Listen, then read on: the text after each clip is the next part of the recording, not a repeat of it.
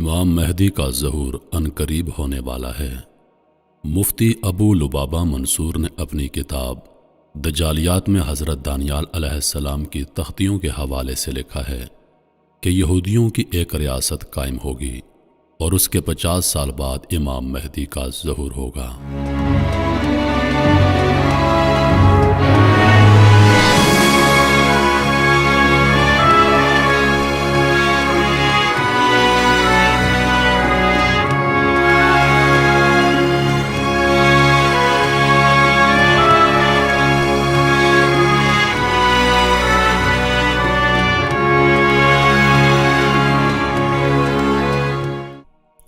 ظاہر سی بات ہے کہ 1946 اور 1947 میں اسرائیل کی بنیاد ڈالی تو گئی، لیکن 1973 میں جا کر اقوام متحدہ نے ملک کی حیثیت سے تسلیم کیا اور اس کے جھنڈے کو بھی تسلیم کیا، تو حقیقی بنیاد ملک اور ریاست کی حیثیت سے 1973 میں سمجھی جائے گی۔ اس لحاظ سے 2023 میں 50 سال پورے ہوتے ہیں، لہٰذا ممکن ہے کہ 2024 میں امام مہدی کا ظہور ہو۔ نیز نسائی میں جس غزوے کی نشاندہی کی گئی ہے، جس میں امام مہدی کی ایک جماعت خراسان، افغانستان اور مغربی پاکستان وغیرہ سے نکل کر مشرقی علاقہ پر برسر پیکار ہوگی، تو حالیہ جو خبریں آ رہی ہیں اس کی پیش خیمہ ثابت ہو سکتی ہیں۔ قابل غور بات تو یہ بھی ہے کہ کورونا کا ڈرامہ بھی 2024 میں مکمل ختم کر دیا جائے گا۔ اس پر باقاعدہ 24 نیوز والوں نے ایک لمبی ڈیبیٹ کی ہے، اور ملک بھارت میں ہندو راشٹر کا آفیشیل اعلان بھی غالباً اسی سال کو ہوگا، اور اس سے ایک سال قبل یعنی 2023 میں ترکی پر سے پابندی ہٹا لی جائے گی، جس کا واضح مطلب ہے کہ ترکی پر جنگ مسلط کر دی جائے گی، جس کے نتیجے میں قسطنطنیہ کفار کے قبضے میں جا سکتا ہے۔ اور سعودی بادشاہ کی وفات کی یہ روایت رہی ہے کہ عموماً وہ 90 سال کے آس پاس فوت ہوتے ہیں، اور اس وقت موجودہ بادشاہ شاہ سلیمان کی عمر 86 سال ہے۔ ممکن ہے کہ وہ 24 یا 25 تک 90 کے آس پاس ہوں گے، اور خلافت عثمانیہ کے سقوط کے 100 سال بھی 2023 تک پورے ہو رہے ہیں۔ نیز ایک عرب عالم ہیں شیخ صادق المغلسی المرانی، انہوں نے 24 کے قریب ہی ظہور مہدی کی بات کی ہے۔ حاصل یہ نکلا کہ ظہور مہدی کے لحاظ سے یہ 2 سال یعنی 2024 اور 2025 کافی اہم ہیں۔ ایک بات بڑی فکر میں ڈالنے والی یہ بھی ہے کہ امت کے مختلف قسم کے گروہ امام مہدی کو تلاش کر رہے ہیں۔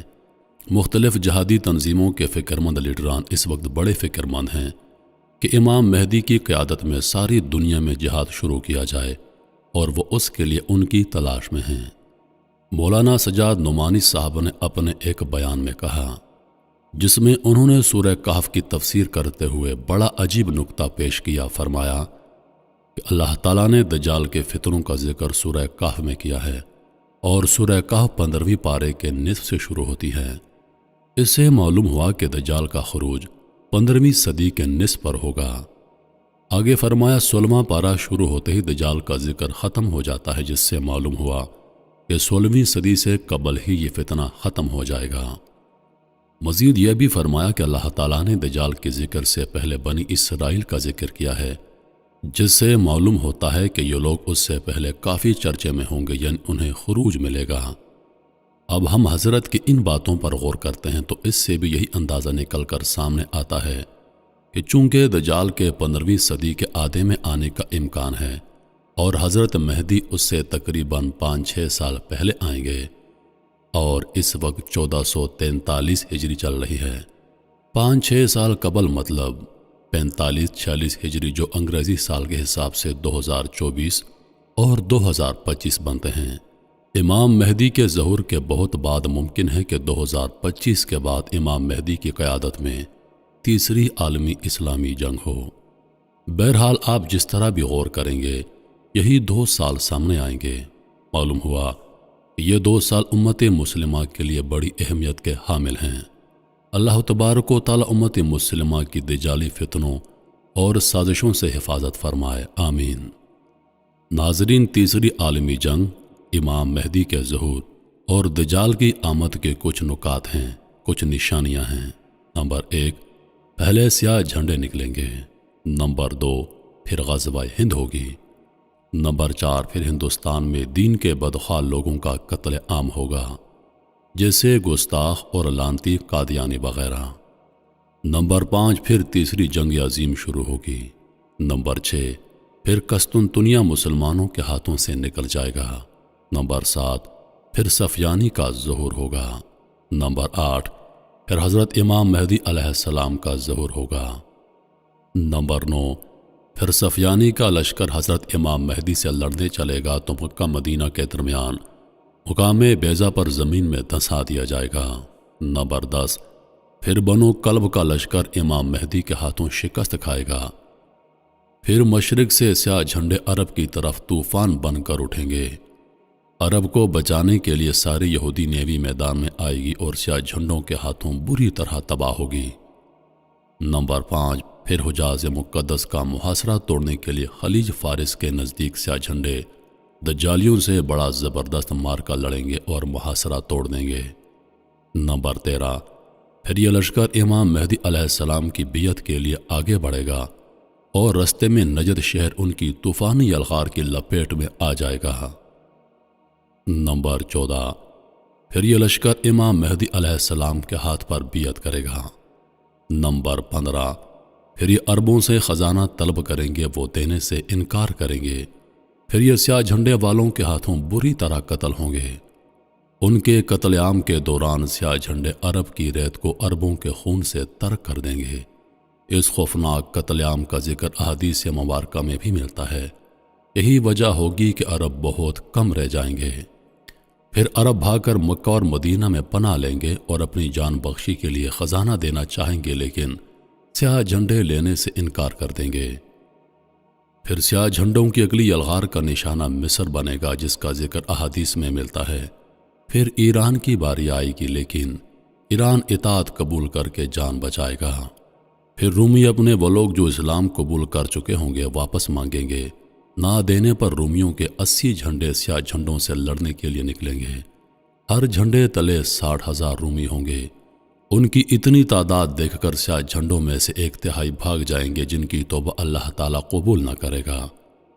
پہلے دن مسلمان ایک جماعت کو لڑنے بھیجیں گے، ساری جماعت شام تک شہید ہو جائے گی۔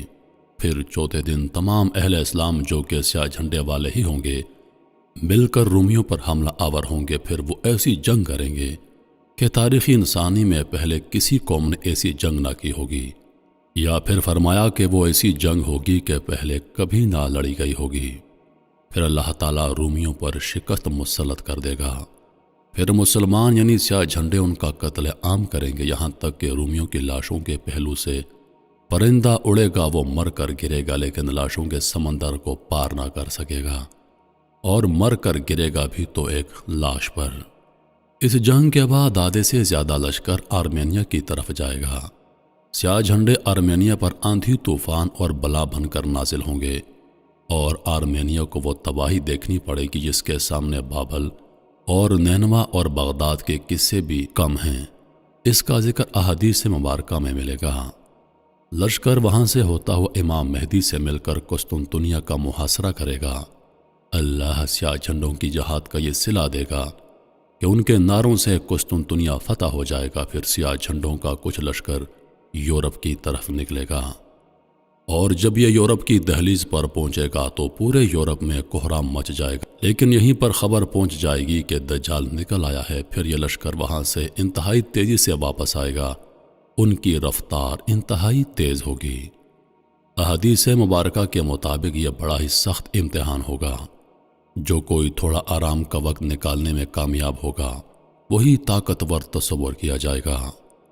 آتے ہی عرب میں وہ رومی جو دجال سے ملے ہوں گے ان پر 3 جگہوں سے شب خون ماریں گے، اور ان میں سے کوئی بھی بچ کر واپس نہ جائے گا۔